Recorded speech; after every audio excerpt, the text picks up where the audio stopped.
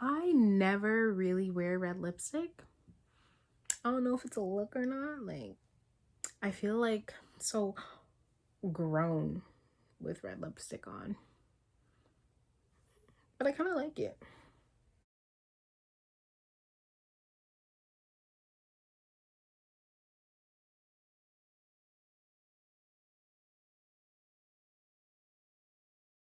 Hey guys, and welcome back to my channel. If you're new here, welcome. It's Ebonee Lala here, and today I am coming to talk to you guys about a little bit of my previous video. I did mention that I got diagnosed with the gestational diabetes. Thankfully, I only had to do the diet and not the insulin, but I just want to get into detail a little bit about that one because that really had me stressed at the end of my pregnancy, and I just felt like my life is over. So basically it means that the baby is providing you with insulin, which means they're helping your blood sugars go lower, whereas your body isn't able to, which means that they're getting like a lot of sugars, which isn't too good for them because that means that they can be obviously a huge baby. Nonetheless, people have huge babies all the time, but if they keep providing you with insulin, that means that when they come out, they could have low blood sugars, and that can cause like certain things like seizures and a lot of health problems for the baby, which obviously we don't want. We want them to be a strong, healthy baby and be able to be prepared for the world. Didn't realize that carbohydrates were like my worst enemy. So let me bring it back to the beginning. So I had to take a glucose test. I'm pretty sure it's within the 24th to 26th week of pregnancy, where you take the glucose test to see if you are going to be diagnosed with gestational diabetes. So it's basically you drink this 50-gram sugary drink. It kind of tastes like a orange flat crush. It's not that bad, but you drink that within 5 minutes, and then you have to sit and wait there for an hour, and then they will test your blood to see like how your body basically reacted to it. I was fine. At the end, I was like, okay, well, I think everything's good. So my sugar was low at that point, but then when I went to my OB, she said she thinks that we should do it again. So I did the 2-hour test. So the 2-hour test requires me to make sure I fast the night before. In the morning, I went to do the test, and this one was a little bit bigger of a drink with a little bit more sugar. So this was a 75-gram orange crush flat crush bottle, and this time it was different. So instead of taking my blood after I drank the drink, what they did was, once I obviously because I fasted, they took my blood when I got there, and then I drank the drink within the 5 minutes, and then once I drink the drink, I have to wait an hour, and then they take my blood again, and then I have to wait another hour for them to take my blood again. So basically this one was like a 2-hour test. This was so long. All you do is sit there. You can't go anywhere, drink anything, go to the bathroom. You can't really do any of that stuff. They tell you not to because they really want to see how your body reacts to it. So from those 2 hours, so my first test was good, like it was under what they said it was. Second draw of blood was good that they did, but my last test was a little bit higher. So when I mean a little bit higher, I mean 0.8 higher than what they expected. So they said that you're gonna have to go to the diabetes clinic and all that stuff, learn how to cope with the gestational diabetes and everything. And that really really shook me up because really 0.8 over, when you're not doing anything, you kind of question are you sure this is right? Because all my other tests were perfectly fine.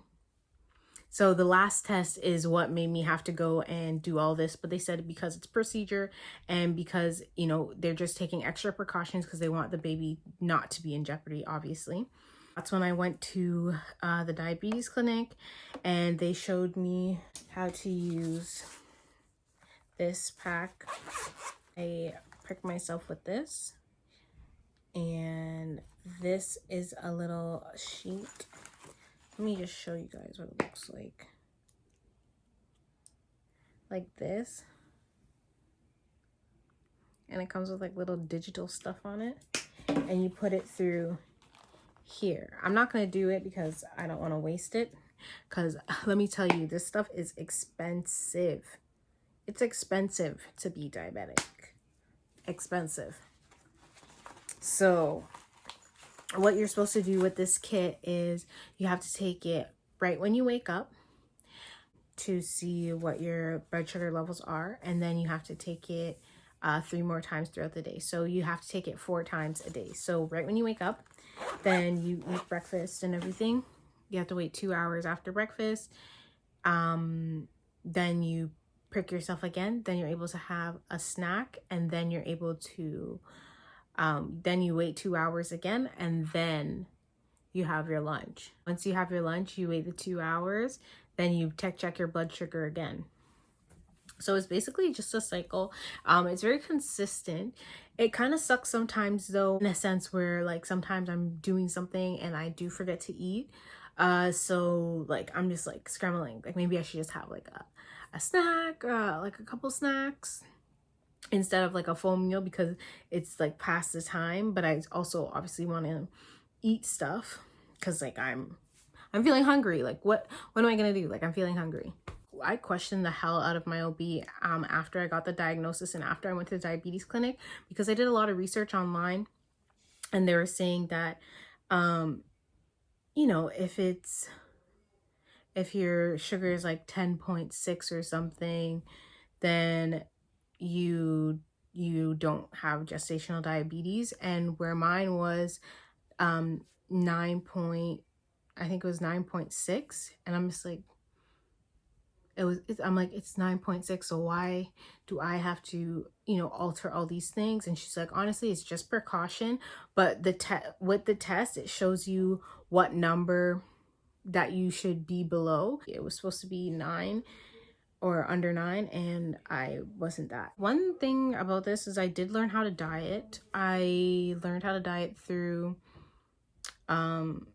what's it called? They gave me this paper and it showed me how much of each like I guess each section of carbs would be. For instance, they want you to only have 60 grams of carb per each meal and only 30 grams of carbs per each snack. So when you have to, basically you have to do the math. So for instance, if I wanted to have 1 cup of rice, that's 45 grams of like 1 meal. So that would be like 45 grams, and then I had like 15 grams left, which is like nothing. So what I would do is when you put lots of vegetables and if you have like meat and everything, meat and vegetables don't really count. Meat, dairy, and vegetables didn't really count as carbohydrates. It was only fruits, any carbs like crackers, cookies, all the good stuff that you can eat. Like you can't eat, you shouldn't be eating. And the one thing about the diet that they told me that I had to do is like I had to cut out all sugars, like no sugar at all, no sugar. So no sugar in my tea, no sugar in my coffee, no pop, no juice, no nothing. So they just said just water and anything unsweetened. So I was able to have like even almond milk, like regular almond milk, I'd have to count that in as my carbs. So I just started getting like unsweetened almond milk and stuff like that because just I didn't want any problems. And it was just easier. But it was just tragic. I was really, really sad about it. And it really got me a little depressed, I won't lie. Like I was feeling really down about like always having to check what I eat or being like, oh no, I can't have that. It just definitely gave me like a wake-up call and a reality check. Like, you know, sometimes you really do have to be disciplined and you can't do what you want. Another thing that they told me to do like after each meal was to go on like a 10 to 15 minute walk, and that definitely helped with my blood sugar, especially if I wanted to eat like, you know, fast food or something. If I felt like having like a burger and fries, But what I learned is like the burger buns and stuff were like super sweet, so I just stopped eating buns altogether. And I'd only have like the fries and then the meat with like all the condiments and stuff. And I also like really stopped trying to eat ketchup or barbecue sauce and any of like those super sweet sauces, because that adds like a lot of carbohydrates. We don't even think about that because it's obviously it's so small, it's so minuscule, but we always put like obviously a bowl of sauce like this or whatever, and you should only have like 2 tablespoons because the carbohydrates are way high. Like I love me some Diana sauce, and Diana sauce had to be cut the hell out because it's way too high in carbohydrates, and it makes me have to eat less of everything else. But walking after each meal really did help lower everything, and it also makes me feel really good. Walking after I eat, it doesn't make me feel like super sluggish. Like my stomach felt a lot better after, especially if I was super full. So it was really nice, but it also helps you with like portion control and understanding like you don't need to have like this much food in order to feel full, which is a good thing. It is a good thing. But sometimes if you want to indulge in something, you just want to do it and be able to do it freely. And that's just my thing. Like, you already have restrictions as a pregnant lady, and now like my restrictions are like through the roof. So I do definitely think that the portion control is like a good long-term benefit that I've acquired from like this journey itself. But at the same time, I just feel I didn't always try to eat like a nutcase. It's just that I ate what I felt like, and then when it's done, it's done. I never thought I tried to overeat, but I guess when you're thinking about what you're eating, you like when you're really thinking about it, because like now I'm thinking of another human. They said that he could have, if my diet were to continue how it is, that he could be what's it called? He could have low blood sugar when he's born, which can um sometimes cause like seizures and heart problems and things like that. And that's really scary. I don't want my child to have to go through that. Am I rude? Am I rude? Or am I a good mom? Or am I trying to be a good mom? Like, I'm trying to be a good mom, and I want them to be able to be as free as possible. It's also important to make sure to get obviously diagnosed with gestational diabetes, just for proper fetal growth and delivery, because if the baby gets too big, it could also cause problems for me, delivering. It could be like too big of a baby. It's also to help avoid any problems at birth with the baby. So I want my baby boy to be okay, and that's why I am doing it. But it's definitely a shocker how much your body changes when you are pregnant. Like, it shocks me. Well, I also have to, continue to make sure I am continuing this diet and portion control after the baby, just to make sure that I know that my levels are going back to normal and I am not diabetic. Because sometimes people get diagnosed with this and have actual, type 2 diabetes afterwards. And there's other people who have it during pregnancy and are back to normal. So I just obviously I'm going to keep you guys updated with that, because I'm pretty sure that I'm going to be able to keep up with the dietary needs. I'm going to make sure that I continue to be strict with myself in order to get back to normal. It's not as bad as it seems, but at the same time, it is something that you definitely have to cope with and just understand. Just understand. Like, I had a hard time understanding Lee was diagnosed with it, but at the same time, I had to realize that, hey, it's not about you, baby. It's not about you. It's about the baby. So I really had to like swallow it and just make sure that my baby is good. So I've been doing pretty well with the blood sugars. it does get hard like monitoring your blood sugar. Sometimes you don't know what's gonna like really trigger you. What I try to do is not have fruits late at night, but at the same time I did have fruits, a lot of fruits in the morning or for lunch, stuff like that, because fruits are very high in sugar. Like I love bananas, and who knew like the banana, just I have to eat half a banana in a meal if I want to eat it, and I can't eat it at night at all because it just too high of a sugar, way too high. So what I tried to stick to was a lot of berries, because those are a lot less high in sugar, but they're really high in fiber, and you could have like more of them, and it makes you feel more full because you can have like a cup or something, so it makes you feel more full as well because of the amount of food that's there. What other tricks and stuff that I use?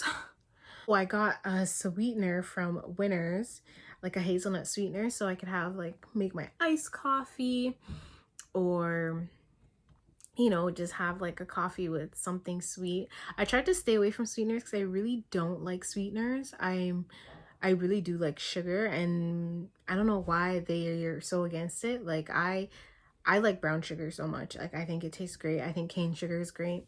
But they said none of that, like only sweeteners. So most of the time I have it black, like my tea. Coffee, I don't usually have it black. I usually do have it with a sweetener. But any tea and stuff, I usually just have it black, plain. Obviously water, plain. I tried the vitamin water zero. It kind of, it's kind of like barf. Like a little bit of alternatives that you guys can do. And honestly, if you have any questions, if you're going through the same thing, definitely like hit me up, let me know. Something shocking that I'm going through, because I feel like I am pretty young. So I wouldn't expect, I wasn't expecting to have to go through any of these problems, because I was such a healthy person, and I didn't think any of these things would come on to me. But this was definitely a humbling experience for damn sure. Oh, really, I have to say. It's definitely a humbling experience. I feel like I was young, and all this, I wouldn't have to deal with any of this, and I'm dealing with it, and I'm coping. Thankfully my mom is supportive, and like, you know, my family's supportive, even though my dad buys pop and I just want to drink it sometimes. Like I love me a ginger ale. I do love me a ginger ale. But like, you know, you had to cut out things like sushi that I love. I had to cut out wine. Oh, I love, you know, you have to cut out a lot of things when you're pregnant anyway. But this was a lot harder for me because I do sometimes have a sweet tooth. Like I love funnel cake. Really have to have that in moderation. And if I do have that, I have to walk like a maniac to make sure by the time 2 hours later my sugar is down and low. And I always have to ask more questions when I go out to restaurants, in the sense where like, oh, like how was this prepared? Are the berries real? Things like that, because if it's like really fake and processed and stuff, I try to stay away, because the carbohydrates are so much higher, sugars are so much higher, whereas just in a regular fruit, so much easier to just eat and done. Yeah, I just want to say thank you guys for always coming back to my channel, and thank you guys for listening. My journey's been crazy so far. I'm just excited to meet my baby and be able to hold him and just enjoy him while he's here.